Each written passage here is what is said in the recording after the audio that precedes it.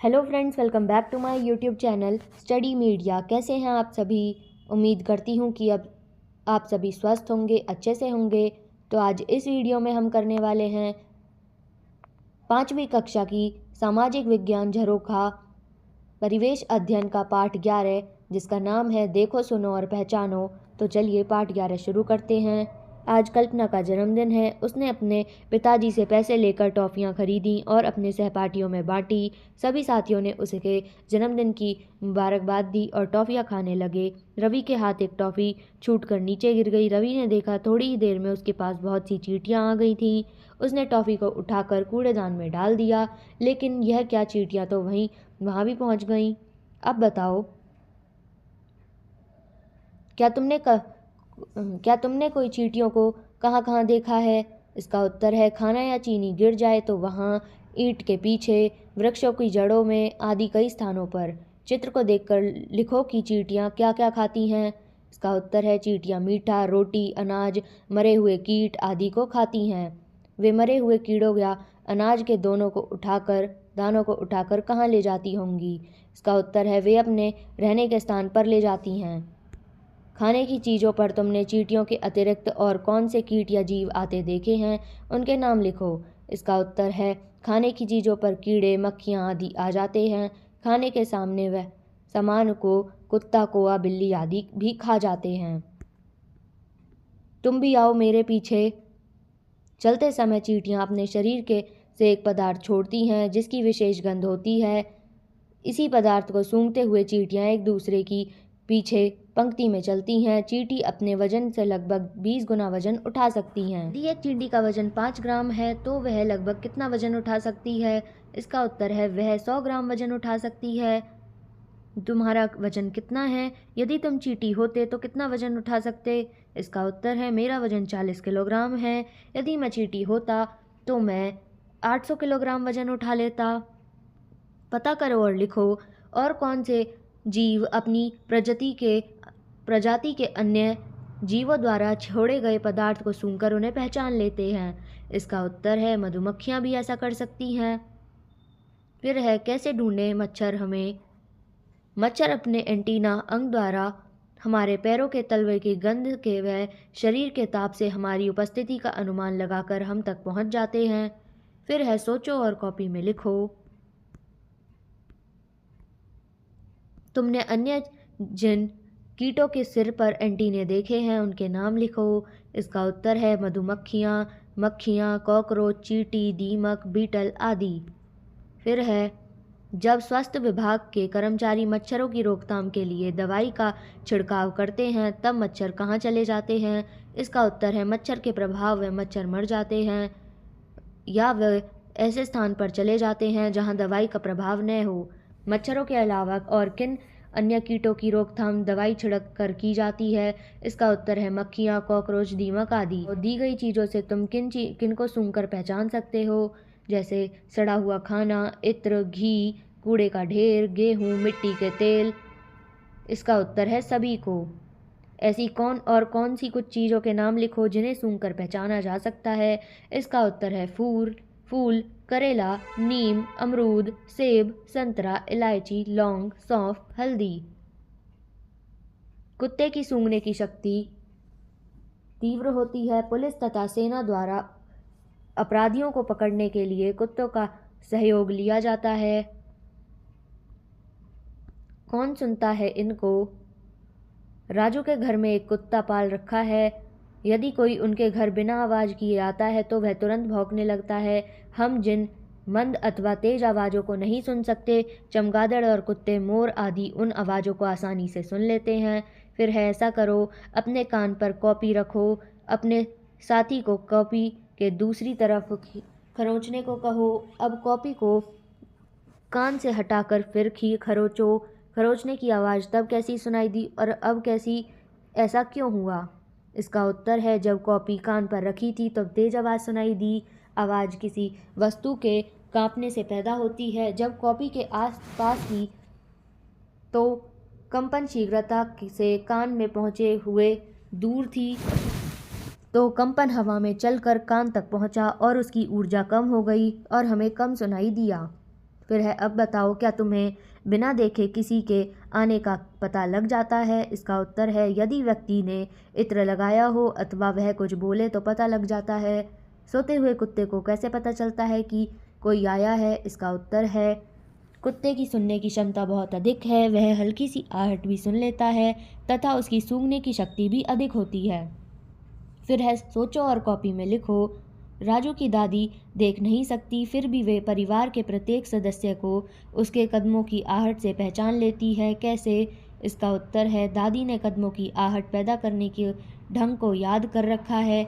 कदमों की आहट प्रत्येक व्यक्ति अलग ढंग से पैदा करता है। फिर है ऐसी 10 वस्तुओं के नाम लिखो जिन्हें तुम उनकी आवाज़ से पहचान सकते हो। इसका उत्तर है सितार की आवाज़, गेंद की टप टप, आंधी, वर्षा, टेलीफोन की घंटी, स्कूल की घंटी, ढोकली, ढोल, बर्तनों का टकराना, घर के दरवाजे का खटखटाने की आवाज़ आदि। क्या तुम परिवार के किसी सदस्य का मूड किसी आवाज़ से पता लगा सकते हो? कैसे? इसका उत्तर है हाँ, जब कोई गुस्से में होता है तो ज़ोर से चिल्लाता है, जब प्यार से बोलते हैं तो आराम से और धीरे बोलते हैं, यदि कोई रो रहा हो तो आवाज़ कांपती हुई होती है आदि। फिर है ऐसा करो, कक्षा में अपनी आंखों पर पट्टी बांधकर प्रत्येक बच्चे को बारी बारी से बोलने के लिए कहो। तुम कितने बच्चों की आवाज़ों को पहचान सके, दूसरे बच्चे भी ऐसा करके देखें, वे कितनी बच्चों की आवाज़ पहचान सकें, तो ये आप स्वयं करेंगे। फिर है विभिन्न पशु पक्षियों की आवाज़ें निकालो। कौन सबसे ज़्यादा आवाज़ें निकाल सका, किसने कितनी आवाज़ों को पहचाना, ये भी आप स्वयं करेंगे। फिर है कैसा दिखता इनको हिरन, बाज, चिड़िया, उल्लू। देखो और कॉपी में लिखो। चित्र को देखो और लिखो इन जीवों की आंखें कहाँ स्थित हैं? इसका उत्तर है हिरन चेहरे के दोनों ओर, बाज चेहरे के दोनों ओर, चिड़िया चेहरे के दोनों ओर, उल्लू बिल्कुल सामने। प्रश्न 8, तुमने अपने आसपास जिन पक्षियों को देखा है उनके नाम लिखो। इसका उत्तर है गौरैया, बाज, तोता, उल्लू, बगुला, कौवा, चील। प्रश्न 9, उन पक्षियों की आंखें चेहरे पर किसकी तरफ स्थित हैं? लिखो। इसका उत्तर है चेहरे के दोनों ओर, उल्लू के सामने। फिर है अधिकतर पक्षियों की आंखें चेहरे के दोनों तरफ होती हैं, इसलिए वे दो अलग अलग दिशाओं में देख सकते हैं। उल्लू की आंखें सामने की ओर होती हैं। पक्षियों की तरह कुछ जानवरों जैसे गाय, भैंस, हिरन, ज़ेब्रा आदि की आंखें भी चेहरे के दोनों तरफ होती हैं। वे बिना गर्दन घुमाए अपने आसपास देख सकते हैं। चील की देखने की शक्ति मनुष्य से 4 गुना होती है। वह ऊंचाई पर उड़ते हुए ज़मीन पर शिकार को देख लेती है और हवा में गोता लगाकर उसे बड़ी फुर्ती से पकड़ लेती है। यह दाएं बाएं देखने के लिए अपने सिर को घुमाती है। फिर है सोचो और लिखो, तुम्हारी आंखें चेहरे पर कहाँ स्थित हैं? सामने या चेहरे के दोनों तरफ? इसका उत्तर है सामने की तरफ। क्या तुम बिना गर्दन घुमाए दाएं बाएं देख पाते हो? यदि नहीं तो देखने के लिए गर्दन को कितना घुमा पाते हो? इसका उत्तर है गर्दन को दाएं बाएं हिलाकर थोड़ा देख सकता हूँ। अधिक दाएं बाएं देखने के लिए गर्दन को लगभग 90 डिग्री तक घुमा लेता हूँ। 5 ऐसे जीव जंतुओं के नाम लिखो जिनकी आंखें सामने की ओर होती हैं। बंदर, उल्लू, लंगूर, गाय, खरगोश चेहरे के दोनों तरफ होती हैं। हिरन, गाय, भैंस, ज़ेब्रा, कौवा। रात में भी दिखे दिन जैसा बिल्ली, कुत्ते आदि को दिन की अपेक्षा रात को अधिक दिखाई देता है। इनकी आंखों में विशेष संरचनाएं होती हैं जिनकी सहायता से ये रात को आसानी से देख लेते हैं। बिल्ली, कुत्ते, बाघ, तेंदुए आदि की आंखों में लेंस की एक विशेष परत होती है जो शीशे की तरह रोशनी फेंकती है।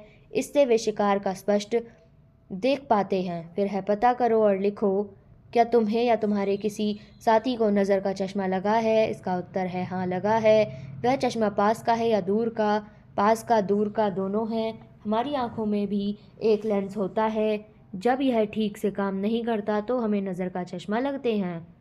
फिर है जांचो अपनी आंखें। ब्लैक बोर्ड पर एक वाक्य लिखो। कक्षा के प्रत्येक बच्चे को बारी बारी आखिर बेंच के पीछे या दीवार के पास खड़ा करो और बोर्ड पर लिखा वाक्य पढ़ने को कहो। क्या उसे वाक्य स्पष्ट दिखाई दे रहा है? फिर उसे थोड़ा आगे आने को कहो, जिस स्थान से उसे बिल्कुल साफ दिखाई दे वहाँ से ब्लैकबोर्ड की दूरी मापो। यह निष्कर्ष क्या निकला?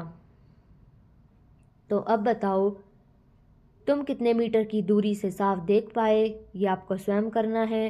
कौन सबसे ज़्यादा दूरी से साफ देख पाया और कौन सबसे कम, ये भी आपको स्वयं करना है।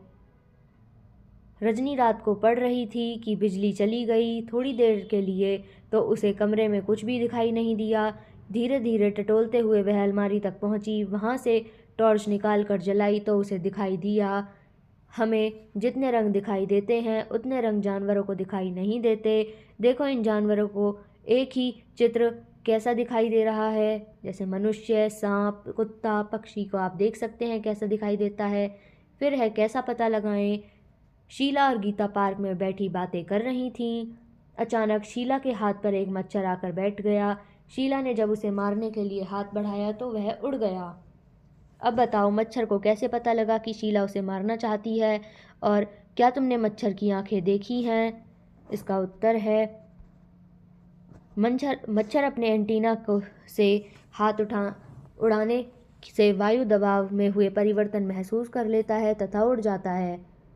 नहीं देखी। फिर है मक्खी, मच्छर आदि के तरह अनेक कीटों की आँखें छोटे छोटे भागों में बटी होती हैं। हर भाग एक आँख की तरह काम करता है। इन्हें संयुक्त आँखें भी कहा जाता है। इनसे वे चारों ओर की वस्तुओं को देख पाते हैं। कुछ कीट जैसे मच्छर, कॉकरोच, झींगुर आदि के सिर और कंपन को महसूस करने के लिए एंटेना होते हैं। जैसे ही हम कीट को मारने के लिए हाथ या अन्य चीज़ आगे बढ़ाते हैं, वे वायु दाब को महसूस कर लेते हैं और उड़ जाते हैं। फिर है सोचो और कॉपी में लिखो।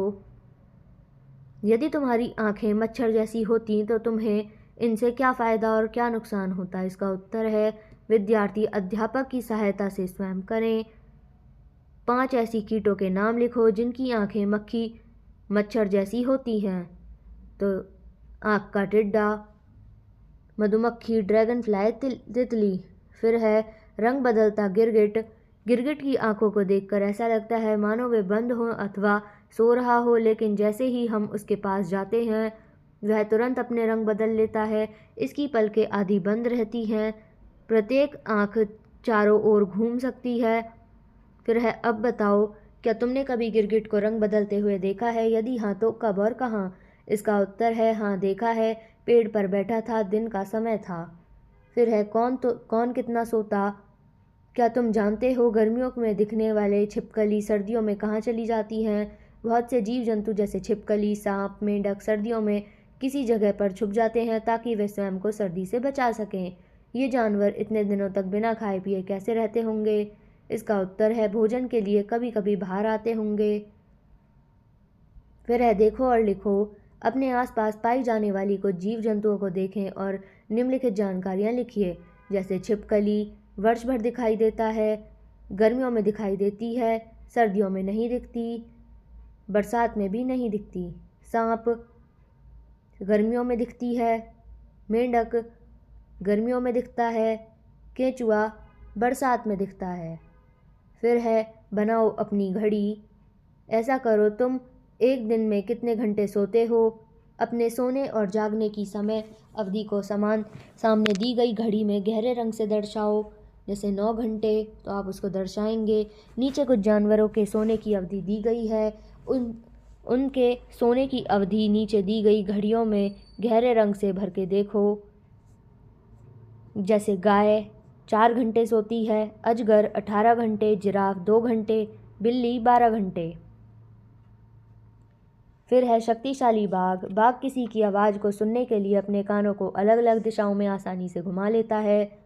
इसकी दहाड़ लगभग 2 से 3 किलोमीटर तक सुनाई देती है। इसकी लंबी मूंछें रास्ता खोजने व शिकार को ढूंढने में इसकी मदद करती हैं। इसकी सूंघने की शक्ति बहुत तेज़ होती है। यह अन्य जीव जंतुओं को उनकी गंध से तथा दूसरे बाघ की उपस्थिति उसके मलमूत्र की गंध से पहचान लेता है। फिर है इसकी आंखें बहुत दूर तक देख सकती हैं तथा रात को भी चमकती हैं। यह रात के अंधेरे में भी अपने शिकार को आसानी से देख लेता है। फिर है इसके दांत बहुत पहने व मजबूत होते हैं। इनसे यह शिकार को आसानी से पकड़ लेता है। इसका रंग भूरा होता है। शरीर पर धारियाँ होती हैं जिनके कारण यह आसानी से अपने आप को मिट्टी, घास फूस तथा चट्टानों से छुपा लेता है। फिर है जंगल की शान खतरे में। आज हमारे देश में बाघों की संख्या बहुत कम हो रही है। इन्हें बचाने के लिए सरकार कई योजनाएं चला रही है, जैसे प्रोजेक्ट टाइगर योजना में बाघों की संख्या बढ़ने के उपाय किए जा रहे हैं। इनके संरक्षण के लिए देश में कई नेशनल पार्क व अभयारण्य बनाए गए हैं। बाघ के अलावा अन्य जानवरों के लिए भी हम खतरा बन रहे हैं। फिर है देखो, सोचो और लिखो। प्रत्येक चित्र के नीचे जीव जंतु का नाम लिखो। जंतु के उस अंग पर नाम लिखो जिसके लिए प्राय उसका शिकार किया जाता है, जैसे हाथी के और उसके दांत, गेंडा सींग, बाघ की खाल, मगरमच्छ की खाल, बारहसिंग के सींग, सांप की खाल। फिर है आओ ये भी करें। अपने आसपास पाए जाने वाले कुछ जीव जंतुओं की देखने, सूंघने तथा सुनने आदि से संबंधित विशेष आदतों के बारे में पता करो और अपनी कॉपी में लिखो। तो ये आपको स्वयं करना है। फिर है छांट कर लिखो। जो जीव दिन में अधिक साफ देखते हैं, जैसे भैंस, कबूतर, चिड़िया, हिरण, ऊंट। जो रात को अधिक साफ देखते हैं, जैसे उल्लू, बिल्ली, कुत्ता, बाघ। जिनके कान बाहर दिखाई नहीं देते, जैसे सांप, उल्लू, कबूतर, चिड़िया, छिपकली। जिनकी सूंघने की शक्ति सबसे अधिक है, कुत्ता। जिसकी आँखें सिर के दोनों तरफ होती हैं, जैसे कुत्ता, कबूतर, चिड़िया, हिरण, ऊंट, गाय, भैंस, बिल्ली, बाघ। फिर अब है चर्चा करो। वन्य जीव जंतुओं के शिकार और उनके अंगों की बिक्री से संबंधित समाचारों को पढ़ो और प्राप्त जानकारी की कक्षा में चर्चा करो। इसे कैसे रोका जा सकता है, बातचीत करो। किन जंगली जीव जंतुओं की संख्या कम होती जा रही है, पता करो और कॉपी में लिखो। उनके संरक्षण पर चर्चा करो। ये आपको स्वयं करना है। फिर है पता करो कोयल की कूक किस ऋतु में सुनाई देती है और क्यों।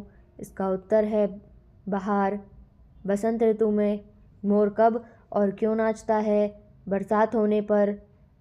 हाथी सूंघने के लिए अपने किस अंग का प्रयोग करता है, सूंड का। फिर है ऐसा करो, खाने की कोई मीठी या नमकीन चीज़ अपने घर के आसपास खुले स्थान पर डालो। देखो कौन कौन सी जीव उसे खाने के लिए आते हैं। वे जीव अकेले आएँ या झुंड में, वे कितने समय बाद आएँ। अपने आसपास चींटियों के बिल देखो। चींटियाँ वहाँ खाने की कौन सी चीज़ें ले जाती हैं। चींटियों की कतार के बीच कौन सी पेंसिल या लकड़ी रख कर देखो और उनकी कतार में बदलाव आया नोट करो। चींटी से भोजन को कैसे सुरक्षित रखा जाता है, पता करो। ये आपको स्वयं करना है। तो यहाँ पे वीडियो ख़त्म होती है। अगली वीडियो में हम करेंगे पार्ट 12।